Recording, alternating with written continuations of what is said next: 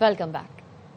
Chief of defence forces field marshal Syed Asim Munir نے Lahore garrison میں افسران سے خطاب کرتے ہوئے کہا، قومی سلامتی کو خطرات سے متعلق زیرو ٹالرنس پالیسی ہے۔ پاک فوج ہر چیلنج سے نمٹنے کے لیے تیار ہے۔ مسلح افواج ملک کی سلامتی کے تحفظ کے لیے ہمہ وقت تیار ہیں۔ ملک کی جغرافیائی سرحدوں اور داخلی سلامتی کے لیے چوکس ہیں۔ قومی سلامتی پر زیرو ٹالرنس، فیلڈ مارشل کا ملک کو درپیش کسی بھی خطرے سے نمٹنے کے عزم کا اعادہ۔ کہا، مسلح افواج اعلیٰ معیار، نظم و ضبط اور بے لوث قومی خدمت کے کلچر کو فروغ دے رہی ہیں۔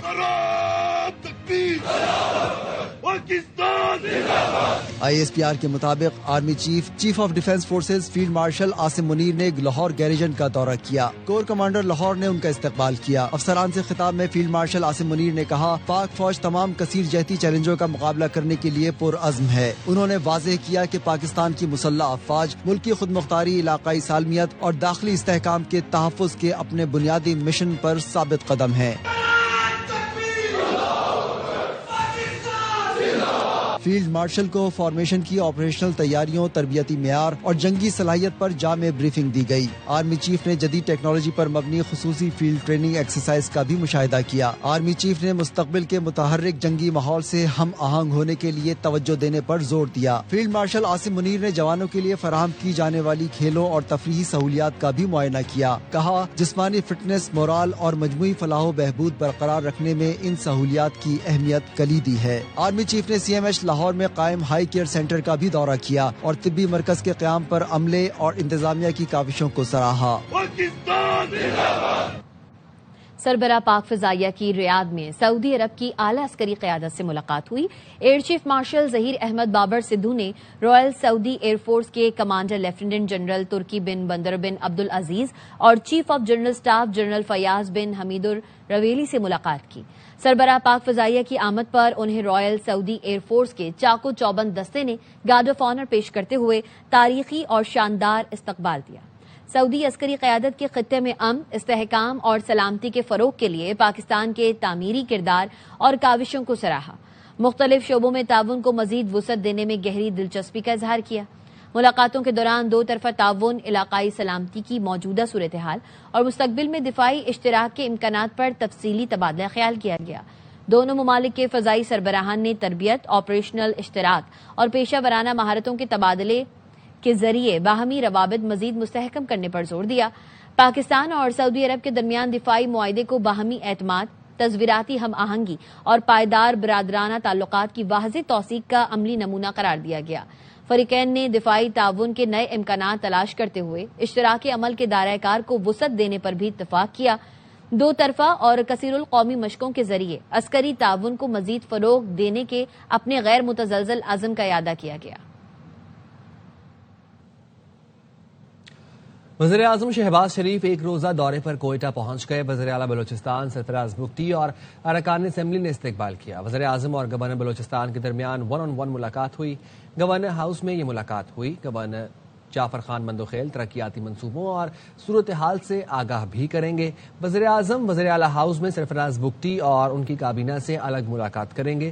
شہباز شریف کراچی تا چمن شاہراہ اور دانش اسکولوں کا افتتاح بھی کریں گے۔ چین، پاکستان اور افغانستان سے فریقی تعاون کو جاری رکھنے پر اتفاق کیا گیا ہے۔ دفتر خارجہ کے مطابق افغانستان میں موجود دہشت گرد تنظیموں کے خاتمے کے لیے واضح اور قابل تصدیق اقدامات کا مطالبہ کیا ہے۔ مزید تفصیل جانیں گے راجہ محسن اعجاز سے۔ جی راجہ محسن۔ جی بالکل، ترجمان دفتر خارجہ کا یہ کہنا ہے کہ چین، پاکستان اور افغانستان سے افریقی تعاون کو جاری رکھنے پر اتفاق کیا گیا ہے اور افغانستان میں موجود دہشت گرد تنظیموں کے خاتمے کے لیے واضح اور قابل تصدیق اقدامات کا مطالبہ بھی کیا گیا ہے۔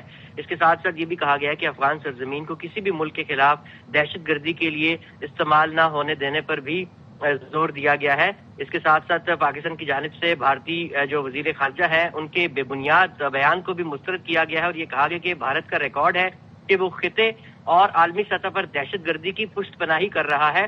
بھارت کے پاکستان پر الزامات اس کے امن دشمن اقدامات کو نہیں چھپا سکتے۔ بھارت کو دوسروں کو واز کرنے کے بجائے اپنے آپ کو بدلنا چاہیے۔ دہلی میں فیض الہی مسجد اور ملکہ جائیدادوں کا انہدام بھارت کے مسلم کش اقدامات کی مہم کا حصہ ہے۔ یہ 1992 میں بابری مسجد کے انہدام اور بعد ازاں مندر کی تعمیر کا تسلسل ہے۔ ترجمان کی جانب سے یہ بھی کہا گیا ہے کہ یہ اقلیتوں کے خلاف بھارتی نفرت انگیز ہندوتوا مہم کا حصہ ہے۔ راجہ محسن اعجاز اپڈیٹ کر رہے تھے، شکریہ۔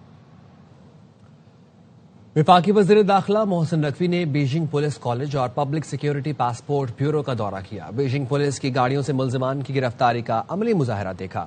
پولیس کی پیشہ ورانہ مہارت اور اعلیٰ تربیت کو سراہا۔ کہا نیشنل پولیس اکیڈمی کے تمام ASPs 1 ماہ کی ٹریننگ کے لیے بیجنگ آئیں گے۔ نیشنل پولیس اکیڈمی اور بیجنگ پولیس کالج کے درمیان تعاون بڑھایا جائے گا۔ پاکستانی پولیس کو جدید تقاضوں کے مطابق تربیت دی جائے گی۔ وزیر داخلہ محسن نقوی نے ڈرائیونگ ٹیسٹ کی جدید سیمولیٹر مشین بھی چلائی۔ وزیر داخلہ نے Beijing public security passport bureau کا بھی دورہ کیا۔ ایگزٹ انٹری ایڈمنسٹریشن بیورو کے مختلف سیکشنز دیکھے۔ چین کے جدید پاسپورٹ اور امیگریشن سسٹمز کا جائزہ لیا۔ چین آنے والے غیر ملکیوں کی آمد، قیام اور واپسی کے نظام سے آگاہ کیا گیا۔ پاسپورٹ درخواست سے پرنٹنگ تک مکمل طریقہ 1 ونڈو سہولت کے تحت تیز رفتار پاسپورٹ اور امیگریشن پروسیس پر بریفنگ دی گئی۔ وزیر داخلہ محسن نقوی نے چینی ایگزٹ انٹری سسٹم کی برق رفتاری کو سراہا۔ کہا چین کا انٹری ایگزٹ نظام مؤثر، محفوظ اور قابل تعریف ہے۔ پاکستان میں پاسپورٹ اور امیگریشن نظام کو بھی تیز رفتار بنایا گیا ہے۔ جعل سازی روکنے کے لیے پاسپورٹس میں جدید سیکیورٹی فیچرز متعارف کرائیں گے۔ پاکستان کا entry exit control system Beijing model پر استوار ہے۔ ملک اور قوم کی سلامتی سے کھلواڑ کی اجازت کسی کو نہیں دی جائے گی۔ فتنے کی سرکوبی کرنا ریاست کی ذمہ داری ہے۔ وزیر اعلیٰ پنجاب مریم نواز کا علماء میں اعزازیہ کارڈ تقسیم کرنے کی تقریب سے خطاب۔ کہا کچھ لوگوں نے مذہب کے نام پر فتنے کو فروغ دیا۔ احتجاج کے نام پر ریاست کو یرغمال بنایا گیا۔ کئی بار سخت اقدامات کرنا پڑے۔ فتنے کی سرکوبی صرف حکومت کا کام نہیں، علماء کی معاونت بھی ضروری ہے۔ لوگ مذہب کے نام پر فتنہ اس کو فروغ دیا، بے رحمی سے ہمارے معاشرے کو انہوں نے تار تار کیا۔ احتجاج کے نام پہ انہوں نے ریاست کو یرغمال بنایا، لوگوں کی املاک جلا دی گئی۔ وہ اپنے آپ کو ایک مذہبی جماعت کا نام دیتے۔ اگر یہ فتنہ نہیں تو اور فتنہ کس کو کہتے؟ فتنے کی جو سرکوبی ہے صرف حکومت کا کام نہیں ہے، اس میں مجھے آپ کی معاونت کی ضرورت ہے۔ یہ معاشرے کے لیے زہر ہے۔ فتنہ چاہے کسی بھی رنگ میں ہو، ظالم چاہے کسی بھی رنگ و نسل سے ہو، اس کو کٹہرے میں لا کے کھڑا کرنا، مظلومین کو انصاف دلانا ریاست کی ذمہ داری ہے، جو ریاست پوری قوت کے ساتھ کرے گی۔ اور ریاست کبھی کسی کو اجازت نہیں دے گی کہ عوام کے جان اور مال کے ساتھ، ملک کی سلامتی کے ساتھ، قوم کی سلامتی کے ساتھ کوئی کھلواڑ کر سکے۔ یہ اجازت ہم ان کو کبھی نہیں دیں گے۔ اس طرح میں نے ڈالا کلچر کو جو ہے وہ ختم کیا، لا اینڈ آرڈر سچویشن کو جو ہے وہ بہتر کیا۔ کوئی بھی جو فتنہ ہے اس کو پنپنے کی اجازت نہیں دی جائے گی، اور پنجاب کی سرزمین کم از کم ہر فتنے کے لیے، ہر ظالم کے لیے، ہر مافیا کے لیے تنگ کر دی۔ وقت ہوا ہے ایک بریک کا، ساتھ رہیے۔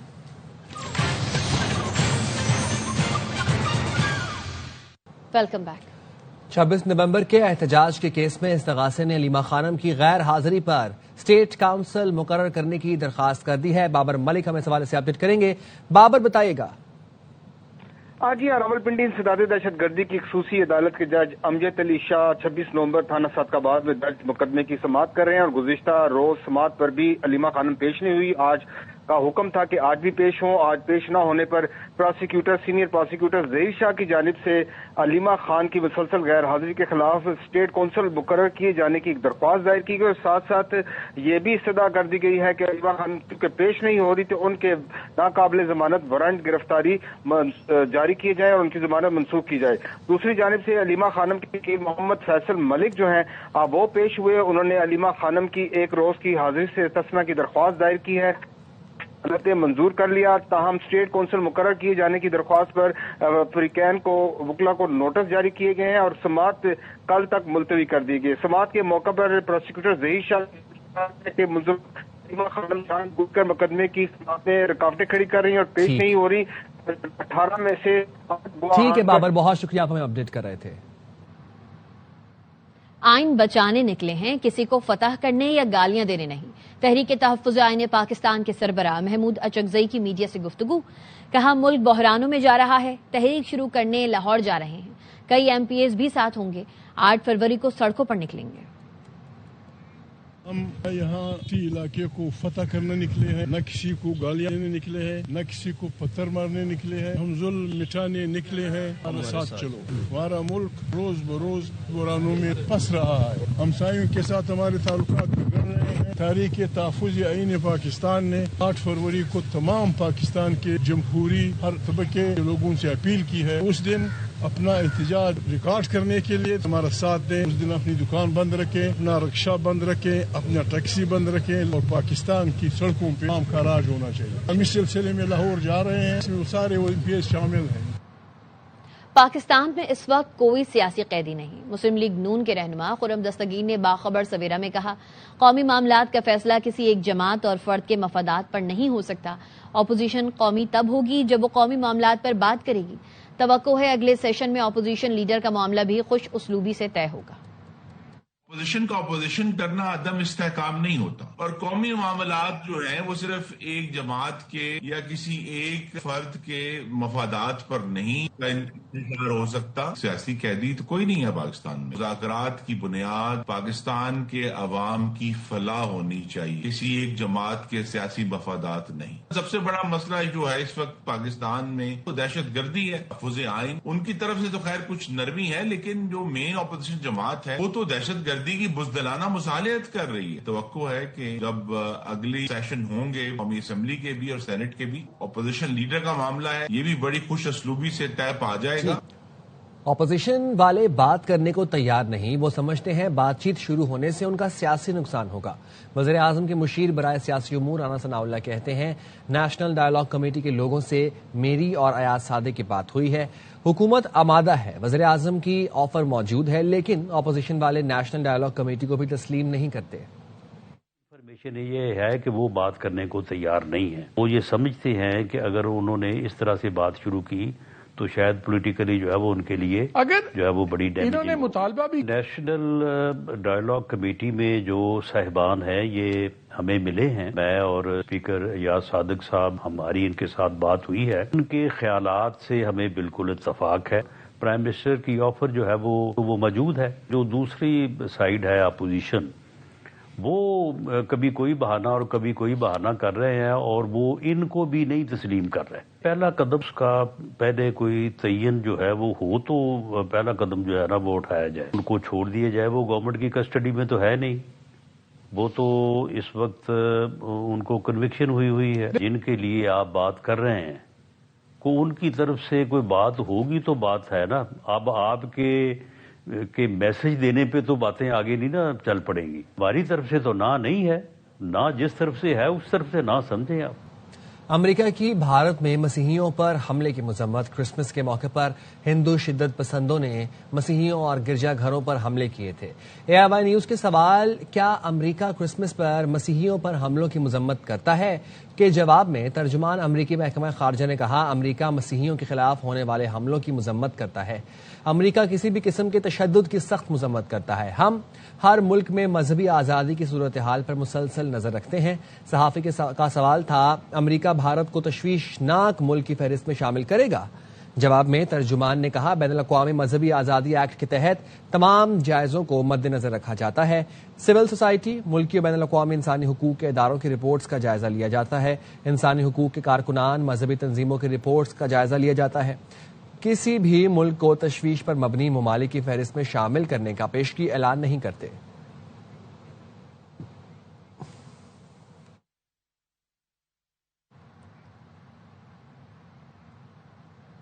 خبر دیں گے آپ کو, روس سے تیل خریدنے والے ممالک پر 500% ٹیرف لگایا جا سکتا ہے. ریپبلکن سینیٹر اور دفاعی امور کے رہنما لنڈسے گراہم نے کہا. سینیٹر لنڈسے گراہم نے امریکی میڈیا سے گفتگو میں انکشاف کیا ہے کہ امریکی صدر ٹرمپ نے روسی پابندیوں سے متعلق بل کی منظوری کا اشارہ دے دیا ہے, جس کے تحت ماسکو سے تجارت کرنے پر بھارت, چین اور برازیل کو مزید ٹیرف کی سزا دی جا سکتی ہے. لنڈسے گراہم نے وائٹ ہاؤس میں صدر ٹرمپ سے ملاقات کی, جس میں صدر نے اس بل کی حمایت ظاہر کی جو کئی ماہ سے زیر غور ہے.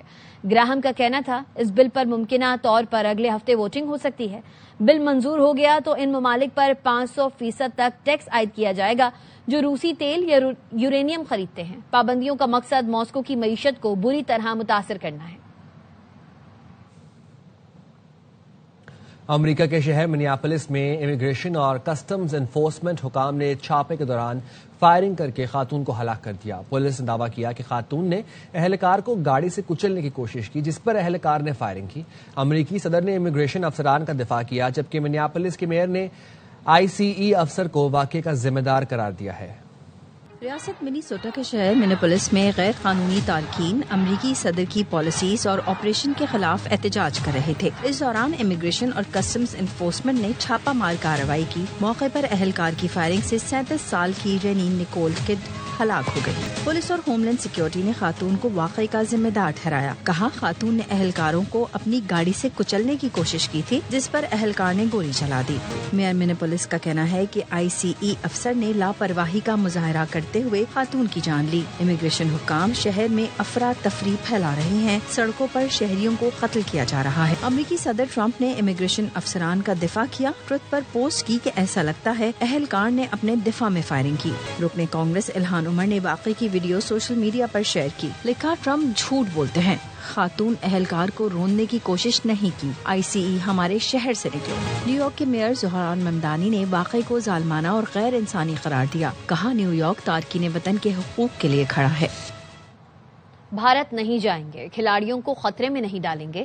بنگلہ دیش بھارت میں نہ کھیلنے کے معاملے پر ڈٹ گیا۔ بنگلہ دیشی اسپورٹس ایڈوائزر آصف نظرل کہتے ہیں ہمارا موقف واضح ہے، world cup matches Sri Lanka میں ہی کھیلیں گے، کھلاڑیوں کی سیکیورٹی اور ملک کے وقار سے بڑھ کر کچھ نہیں۔ ICC کو دوبارہ خط لکھیں گے۔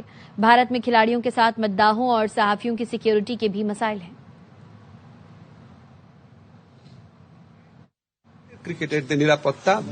ہم کرکٹ کھیلنا چاہتے ہیں، لیکن ہمارے لیے بنگلہ دیش کا وقت اہم ہے۔ ہم ورلڈ کپ کے میچز سری لنکا میں ہی کھیلیں گے، ہمارا یہ واضح موقف ہے۔ ہم ICC کو دوبارہ خط لکھ کر اپنا موقف واضح کریں گے۔ ہماری ٹیم، مداح اور صحافی بھارت میں محفوظ نہیں۔ پاکستان سپر لیگ کی 2 نئی ٹیموں کے مالکان کا فیصلہ آج اسلام آباد میں ہوگا۔ PSL ایکشن کی رنگا رنگ تقریب میں 10 بڈرز اپنی قسمت آزمائیں گے۔ تقریب 4:15 پر اے اسپورٹس پر براہ راست دکھائی جائے گی۔ شامل کریں گے ساتھ رہے گا۔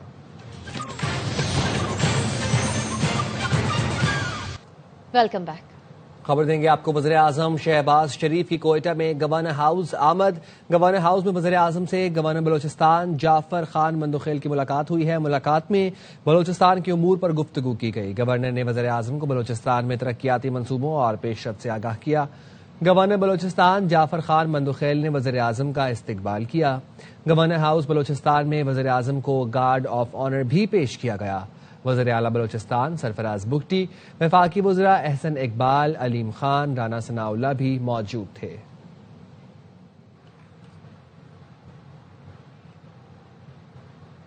اب تک کے لیے دیکھتے رہیں ARY نیوز۔